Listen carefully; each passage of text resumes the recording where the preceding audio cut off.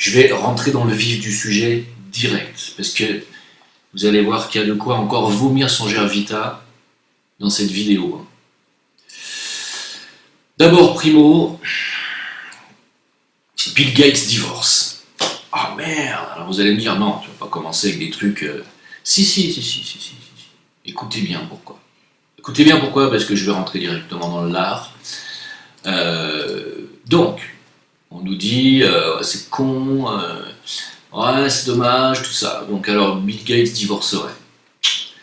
Bill Gates divorcerait, et puis bon, évidemment, il y a eu un buzz sur Internet, un buzz qui a dit Melinda Gates, donc, Melinda Gates, elle aurait déclaré « Je divorce de mon mari parce que il est en train de préparer donc, un grand poison à travers le vaccin pour détruire les Africains. Et donc, il prépare une somme de 200 milliards de dollars pour donner aux dirigeants africains afin de permettre la circulation du vaccin. » C'est une fake news, paraît-il, un hoax. Melinda n'a jamais dit ça, et ce n'est pas du tout pour ça qu'elle divorce de Bill. Mais on est heureux de l'apprendre, figure-toi, Melinda, parce que si tu avais un mari aussi pourri et que tu serais resté avec pendant autant de temps, c'est que tu es comme lui. Ne nous prends pas pour des cons. Hein. Par contre, elle a quand même dit, enfin, c'est pas elle qui le dit, c'est une source proche de Bill and Melinda Gates Foundation, explique à 20 minutes, 20 minutes, vous savez que c'est un média d'information. Elle explique qu'elle n'a jamais tenu ses propos et que le couple, par contre, fait régulièrement l'objet d'un tox au sujet de la vaccination. Ah oui, ils n'ont pas de bol. Ah oui, ils ont été poursuivis par le gouvernement hindou des Indes, donc, pour homicide, je crois. Ils ont des casseroles au fion parce qu'il y a eu beaucoup de morts suite à leur campagne de vaccination de merde. Mais donc, elle a dit, leur fondation, qui opère notamment dans le domaine de la santé, finance des programmes de vaccination dans le monde, elle a dit. Alors on est quand même des gens bien. Hein. Elle a dit, y compris en Afrique. Hein, et on finance aussi des projets de recherche au sujet de la vaccination. Hein. Voilà. Donc ça va, hein, on n'est pas des gens méchants, hein, elle a dit comme ça. On va y revenir, Melinda. Elle a le front blanc. Elle a surtout pas de QI, Melinda. Sacrée Melinda, ou elle n'a pas de QI, ou elle n'a pas d'honneur, ou de toute façon dans ce milieu-là, je pense que l'honneur, c'est pas quelque chose qui les étouffe. Hein. C'est pas un truc qui... Non. Alors, écoutez bien. Je vais faire parler un jeune homme qui nous vient du continent en question, du continent africain. Est-ce que les Africains servent de cobayes, comme l'aurait voulu le docteur, comment il s'appelle ce docteur, Jean-Paul Mira, vous savez, le chef de service de médecine intensive de l'hôpital Cochin. On lui a demandé s'il ne faudrait pas faire des expérimentations vaccinales sur le peuple africain. Il a dit, bah ouais, ça serait génial, ouais. Oh, quand même, c'est vraiment un monstre, hein. Comme si les Blancs et l'humanité étaient capables de faire ça sur une population ciblée, pourquoi pas, africaine, allez-y, n'importe quoi, tu sais, genre le délire, comme si il y avait une partie de l'humanité qui était capable de sacrifier une autre partie, comme si les Blancs allaient attaquer les Noirs, enfin c'est n'importe quoi. Bon, allez, une fois que vous avez arrêté d'écouter les connards qu'il y a dans votre entourage pour vous dire qu'il n'y a pas de complot mondial, vous allez pouvoir écouter cette personne. Je vous laisse donc avec lui quelques minutes. Vaccin. Et vous savez quoi? Ce qui est drôle, ces vaccins, ceux qui meurent, ce n'est pas les garçons, ce sont beaucoup plus les filles. Donc c'est le sexe féminin qui a été touché. Ce sont les enfants filles qui décèdent après avoir été vaccinés. Ça, ce sont le fait de 2019 dont je vous parle de 2020 qui se passe maintenant sur le sol africain. Arrêtez les peuples africains de vous dire qu'il y a un vaccin contre le coronavirus, on veut le tester en Afrique. Il n'existe pas un vaccin contre le coronavirus. Et s'il en existait un, ça devait d'abord concerner la France, la Belgique, l'Italie, les États-Unis. Mais il existe un vaccin qui est en train de tuer, est en train d'être expérimenté aujourd'hui en Afrique, ça s'appelle les vaccins de GSK. Ces vaccins, comme nous l'avons dit, violent les règles de la bioéthique. Le vaccin est présenté ici d'abord par les personnels de l'Organisation mondiale de la santé. Normalement, l'OMS devait être indépendante au lieu de participer à un essai clinique. L'OMS ne participe pas aux essais cliniques. L'OMS doit être neutre. Vous avez suivi, les gens qui suivent, qui regardent les propositions que nous avons faites par rapport à l'Artemisia, vous regardez comment est-ce que l'OMS a pris des positions contre moi et contre mes recherches et qui continuent jusqu'à aujourd'hui et ne voulait pas être participé, mais l'OMS s'implique. C'est l'OMS même qui fait les essais cliniques. Quelle est la relation entre l'OMS, Gavi, GSK et la fondation Bill, Melinda et Bill Gates? Point d'interrogation. Ce sont ces problèmes-là. Nous ne sommes pas, je suis un scientifique et je ne suis pas anti-vaccin. C'est ce problème-là que les Africains doutent aujourd'hui de l'efficacité des vaccins parce que c'est vous qui les voulez. Ce n'est pas nous, les scientifiques africains, ce n'est pas la communauté africaine. Le vaccin, il est bon. Le vaccin, il est bon dans sa conception logique et scientifique. Mais lorsque maintenant vous le transformez à une arme biologique, ça devient trop dangereux pour notre communauté et nous devons défendre notre communauté. Les vaccins de GSK violent l'éthique internationale, comme je viens de vous dire, parce qu'il est présenté sous forme d'une campagne de vaccination de routine. Vous savez, ici je vous ai dit que ce sont les nourrissons et les enfants. Les nourrissons et les enfants. Ça veut dire que quelqu'un qui vient de naître en Afrique, aujourd'hui, dans ces 3 pays dont je vous ai cité, il reçoit un vaccin. Mais c'est le vaccin qui va les cheminer, on fait des vaccins qui vont les tuer. Et surtout si cet enfant a encore une fille, elle meurt tout de suite. Dans un essai clinique, les gens doivent consentir. On appelle ça un consentement éclairé. Ces vaccins, comme il est incorporé dans le programme de vaccination de routine, ça veut dire qu'il n'est plus considéré comme un essai clinique, ça veut dire qu'il a déjà prouvé son efficacité, alors qu'on est en train de chercher son efficacité. Son efficacité n'est pas encore prouvée. Sa violation du protocole clinique. Il n'y a pas de consentement éclairé. Deuxième chose, lorsque nous connaissons un peu ce qui se passe sur le continent africain, nous n'avons pas d'infrastructure de surveillance post-vaccinale. L'Afrique n'a pas d'infrastructure post-vaccinale. L'Afrique n'a pas de comité de scientifiques indépendants qui suivent les gens ou les malades qui ont été vaccinés comme ça s'est fait en Europe ou dans d'autres continents ou en Amérique ou en Asie. Il n'existe pas de scientifiques aujourd'hui qui ont des comités indépendants qui doivent suivre les enfants qui ont été vaccinés, même si nous avons les chiffres officiels de nos ministères de santé et des organismes comme la Gavi, qui est financé par Bill et Melinda Gates, la fondation Gates. Personne, ce n'est pas un secret pour personne. C'est aujourd'hui, les vaccins, c'est dans le main de Bill Gates. Nous n'avons pas de structure de financement. Nous n'avons pas de structure d'infrastructure de surveillance. Ça s'appelle la pharmacovigilance. Nous n'avons pas les systèmes de pharmacovigilance en Afrique. Ça veut dire que tous nos enfants qui sont vaccinés, même s'ils ont eu des cas de méningite, même s'ils ont eu des cas de malaria cérébrale, même si ces enfants décèdent, personne ne va les dédommager. Ce sont les cobayes qui meurent comme nous tuons les souris ou les cobayes au laboratoire. Quel crime! Qui va défendre ces enfants? Communauté africaine, réveillez-vous. Diaspora, réveillez-vous. Citoyens africains, réveillez-vous. Scientifiques africains indépendants, réveillez-vous. Réveillez-vous. Nos enfants sont en train d'être tués par ces vaccins. Je veux me référer à un cas. Aujourd'hui, maintenant, au lieu d'attendre que la phase 3 de cet essai clinique puisse finir, l'OMS, Gavi, Fondation Gates ont décidé de recruter 700, comprenez très bien, 720 000 enfants africains au début. C'était pendant 4 ans pour qu'on observe si ce vaccin est efficace ou pas. Mais l'OMS, Gavi ont demandé que ça soit réduit, donc c'est 2 ans. Ça veut dire qu'on est en train de raccourcir même les effets secondaires. Parce que ce qui va arriver après, ils vont dire que non, ce n'était pas nous, c'était autre chose. Nous avons déjà clôturé notre étude. Nous avons déjà clôturé notre essai clinique. Violation de droit international. Ça vous va? 720 000 enfants seront donc réquisitionnés selon ce monsieur. Et donc seront réquisitionnés pour faire l'objet d'essais l'essai clinique, non pas en 4 ans, pour vérifier les effets secondaires, non pas en 4 ans, mais en 2 ans, ce qui bien entendu viole toutes les règles de la bioéthique. Voilà. Est-ce que j'ai besoin d'en rajouter?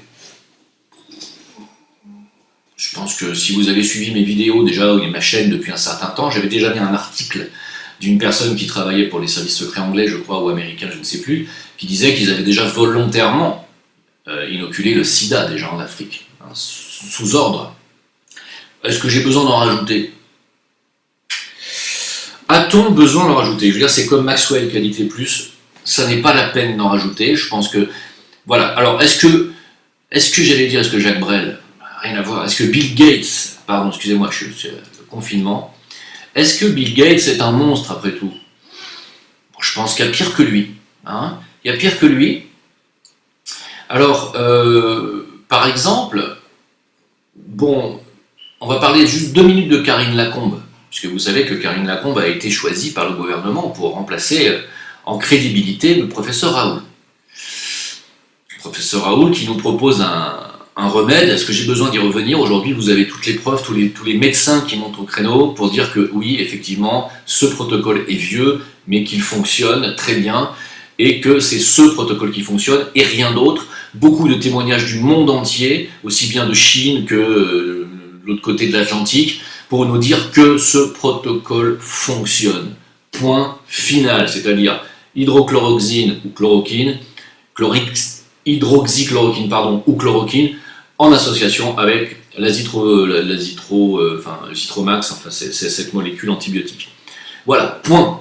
Ça fonctionne. Mais en France, on est encore au point de vous dire, non, on fait des essais cliniques. Hein. Les essais cliniques, ça fait des années que le professeur Raoult, qui est le number one dans le monde de vaccinologie, le numéro 1 dans le monde, si lui vous dit que ça fait des années qu'il a fait déjà ces enquêtes et que ça marche, et que tout le monde entier teste déjà ce protocole, et que ça guérit les gens, pourquoi le gouvernement français vous dit non mais attendez, nous on va quand même faire une contre-expertise? C'est vachement le moment de faire des contre-expertises. On n'est pas du tout dans un cas d'urgence là. C'est-à-dire que là, alors je vous parle, ça y est, l'Italie maintenant c'est bon, les Italiens peuvent acheter de la chloroquine maintenant en pharmacie, ça y est, mais la France non. Ah non, on fait des... On attend d'abord que les gens meurent, on leur donne du placebo, parce que quand ils font des expérimentations, ils donnent de la chloroquine avec la Zipromax, et sur d'autres gens qui signent une décharge, c'est comme ça que ça se passe en ce moment, hein. Ils signent une décharge comme quoi on va leur donner un truc, de l'eau quoi. Et les mecs signent une décharge. On leur dit voilà, on va vous donner un placebo, voilà. Et donc, ils donnent à la moitié la chloroquine et à l'autre moitié un placebo. C'est-à-dire qu'ils regardent comme ça. Alors, lequel va mourir le plus vite? Qu'est-ce qu'on fait, Christophe? On fait une partie de bolotte, on fait un poker, on fait quoi par cette année? Cette année, il lui répond, il disait ouais, tout va bien, il n'y a pas de problème pour le pastaga, on attend qu'il crève. Hein. Voilà. Et donc, celui qui va mourir le plus vite, et là, ils se disent ah, alors là, effectivement, nous avons essayé la chloroquine sur les patients qui étaient déjà en phase terminale. Il semblerait que la chloroquine soit inefficace. Oui, parce que le professeur Raoult, bande de glands, vous a dit que ça fonctionne si on la donne en début de symptômes. Que sur des cas aigus et déjà trop avancés, ça ne marche plus. D'ailleurs, entre parenthèses, un patient qui est déjà en phase très avancée et qui doit rentrer pour se faire intuber en hôpital, c'est plus le virus le problème, c'est la surinfection. C'est-à-dire qu'en fait, en réalité, le patient meurt de ses réactions immunitaires qui fabriquent énormément d'anticorps, énormément de défense, et c'est justement ce qui le noie, en fait. Hein. Et donc la chloroquine, dans ces cas-là, n'est plus efficace, et l'antibiotique lui-même n'est plus efficace non plus. Alors vous allez me dire, mais pourquoi? Pourquoi font-ils ça? Pourquoi ce sont des criminels? Car ils le font exprès. Ne me dites pas qu'ils ne le font pas exprès. Ou alors c'est que vraiment, vous avez mangé trop de Gervita dans votre vie. Non mais, pour ceux qui ne voient pas le rapport, il faut suivre ma chaîne. Le Gervita, c'est la nourriture de ceux qui ont perdu la raison, si vous voulez. C'est ceux qui avalent tout ce qu'on leur donne à bouffer. Et donc, pourquoi font-ils ça? C'est criminel. Est-ce que j'ai besoin de le rappeler encore une fois? C'est criminel d'une part, et deuxièmement, ce sont des conflits d'intérêts. L'argent, miam miam, parce qu'eux, ils se nourrissent d'argent. Si tu veux jouer au poker, comme si tu veux gagner de l'argent au poker, il faut gagner de l'argent avec les médicaments. Ah, dis-le comme il fait Castaner pour jouer au poker derrière. Oh, s'il n'a pas croqué son petit million d'euros de rétro-commission sur les produits, sur les vaccins, comment il fait pour jouer au poker Castaner? Faut réfléchir un peu 2 minutes. Évidemment, je ne vais pas m'en prendre qu'à Castaner, c'est pas le seul. Alors, Karine Lacombe aurait donc été remplacée à la place du professeur Raoul. Donc on a dit professeur Raoul, ta gueule, voilà, ton truc, ça marche pas pour nous, nous faut qu'on vérifie. Ça marche pour le monde entier, sauf pour la France, alors que le professeur Raoul est français. Bon, ça c'est typiquement français. Hein, voilà. Donc on se demande pourquoi les chercheurs émérites français se cassent aux États-Unis, mais ne cherchez plus. Hein, c'est uniquement la faute et uniquement du gouvernement et des gouvernements français successifs depuis des décennies. Maintenant, qui est cette Karine Lacombe? Allez, on va jeter un petit coup d'œil. 2 minutes. Mais même pas 2 minutes. C'est 30 secondes, vous allez comprendre tout de suite. Karine Lacombe. Alors, Karine Lacombe. Quelles sont les relations entre Karine Lacombe, accusée d'être hostile au professeur Raoul, et les laboratoires? Tu veux dire par là, Jim, que Karine Lacombe elle en croquerait? Mais non, voyons. Mais non. Hein? Ah oui, elle est accusée sur les réseaux sociaux de conflit d'intérêts avec les laboratoires concurrents du professeur Raoul. C'est puissant ça quand même, on a envie de dire. Alors le docteur Karine Lacombe est financièrement lié, écoutez bien parce que ça vaut de l'or, au laboratoire Gilead. D'accord? Alors je suppose qu'en anglais ça se prononce sûrement Gilead ou un truc comme ça. Gilead ou Gilead en français, très bien. Hein? Écrivent certains internautes. Mais c'est vrai ou c'est pas vrai ça? Eh bien écoutez, après une enquête, la chercheuse Karine Lacombe a bien perçu des indemnisations des laboratoires pharmaceutiques américains Gilead et AbbVie. Hein, mais pour des travaux sur l'hépatite C et le VIH. Hein, donc, c'est pas... Donc voilà ce qu'elle a déclaré, 15 000 € du laboratoire Gilead et 3 000 de AbbVie sur 5 ans. On va dire, quand même, Jim, c'est pas énorme. Non, mais c'est pour ça qu'on la nomme. On la nomme pour qu'elle touche un petit peu plus. Hein. Alors, attendez, vous allez me dire là, Jim, quand même. Oh, c'est exagère, faut bien qu'elle travaille pour un labo. Ben oui, c'est vrai, mais pourquoi le labo systématiquement hostile à ceux qui travaillent avec le professeur Raoul? Pourquoi? Et vous allez me dire, c'est quoi ce laboratoire Gilead, Jim? Parce que j'entends vos questions. Et donc je vais vous répondre. Le laboratoire Gilead, et c'est là où ça vaut de l'or, hein, ce que je vais vous dire. Écoutez bien. Vous savez que je vous avais dit la France a inauguré un laboratoire P4 à Wuhan, avec la présence donc du mari d'Agnès Buzyn, Yves Lévy, il s'appelle, et je vous ai dit qu'à côté, pas très loin, il y a un autre labo qui est la propriété de George Soros. George Soros, contre lequel j'ai lancé une pétition il y a quelques jours en arrière pour je ne sais même plus pourquoi, mais pour mise en danger de l'humanité en clair quelque part. Je ne sais pas si vous l'avez signée, elle est toujours sur mon Facebook, page VK, sur mon Facebook EVK à Jim Leveilleur. Mais bon. Donc, à qui George Soros, qu'est-ce qu'il fout là-bas à Wuhan? Là, on peut se le demander quand même. Est-ce que le coronavirus s'est échappé du laboratoire français inauguré par Cazeneuve et Yves Lévy, Marie Le Buzyn, ou est-ce qu'il s'est échappé du laboratoire George Soros, dont l'adresse est, tenez-vous bien, je le répète encore une fois, 666 Gaoxin Road, Wuhan. Je rigole pas, hein.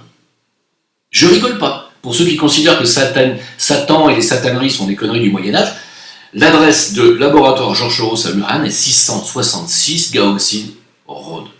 Mais après, vous faites comme vous voulez de cette information.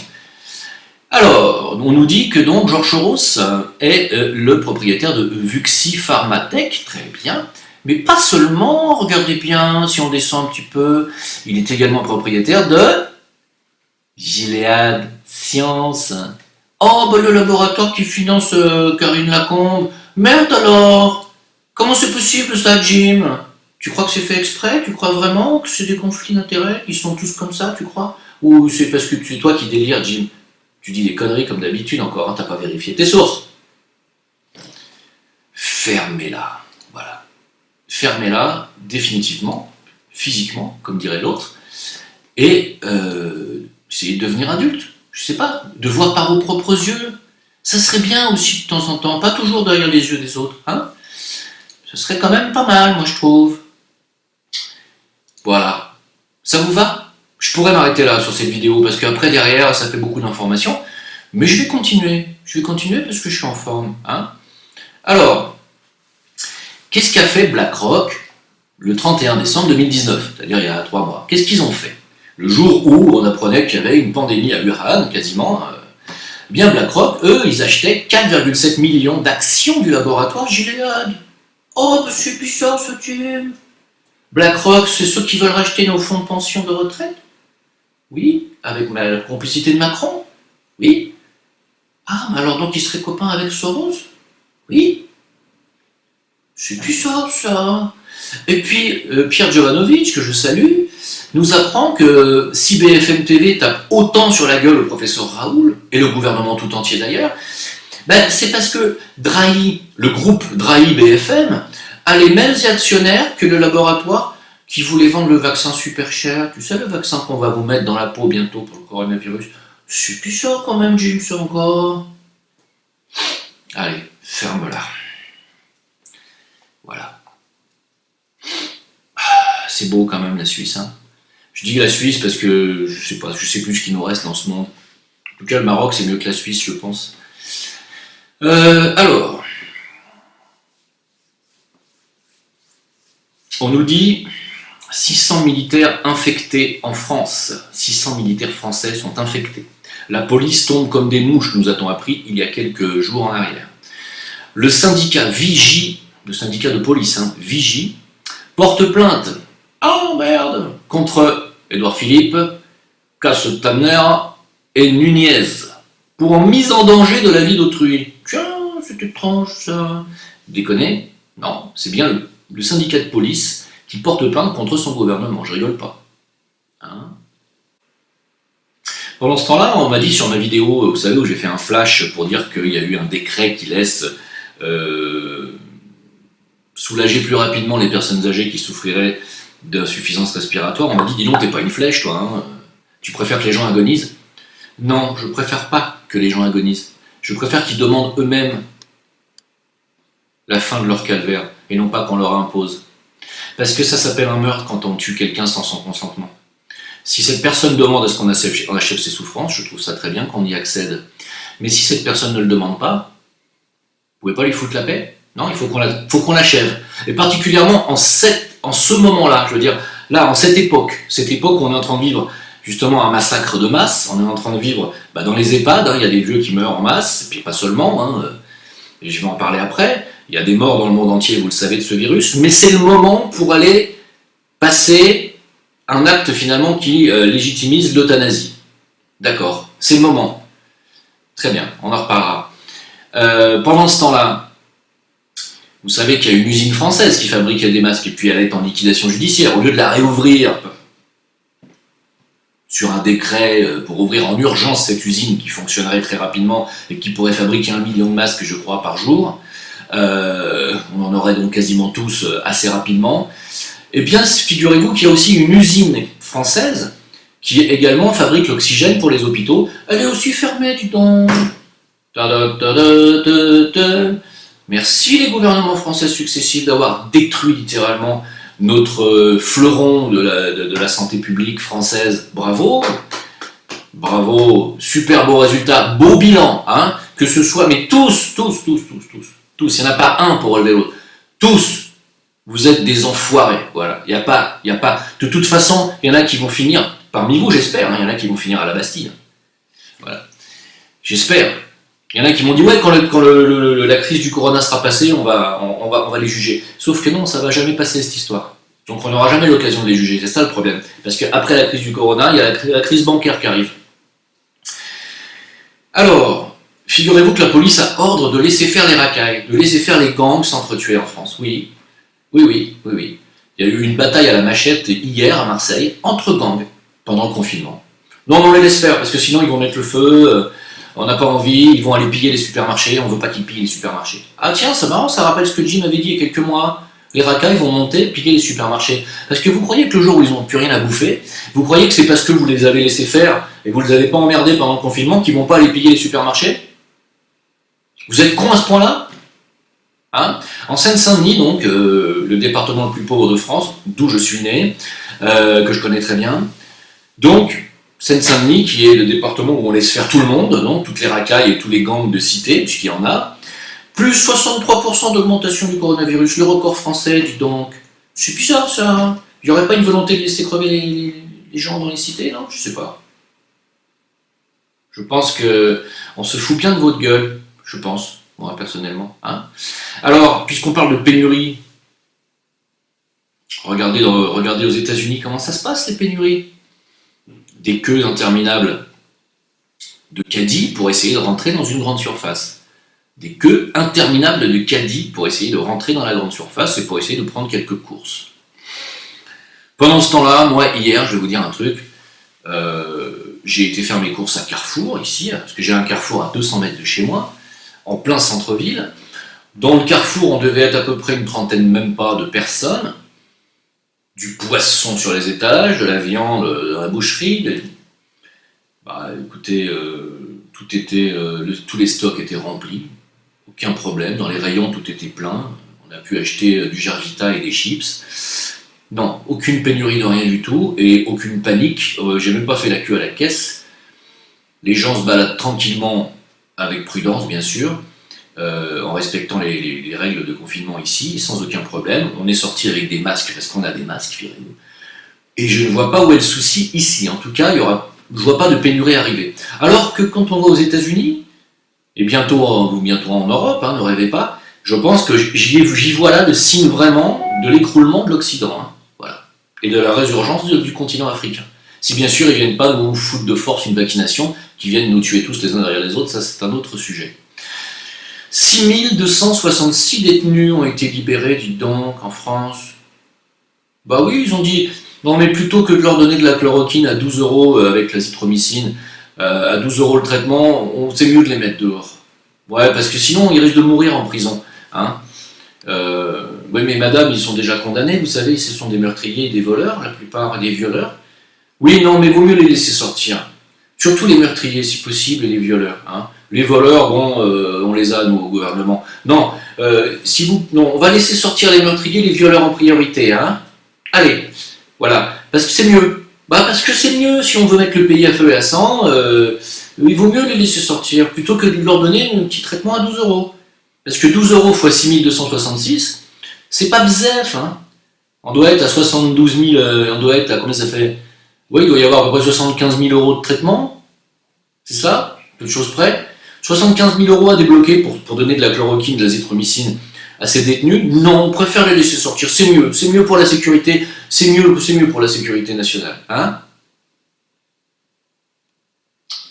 Allez, salut, bande de fous.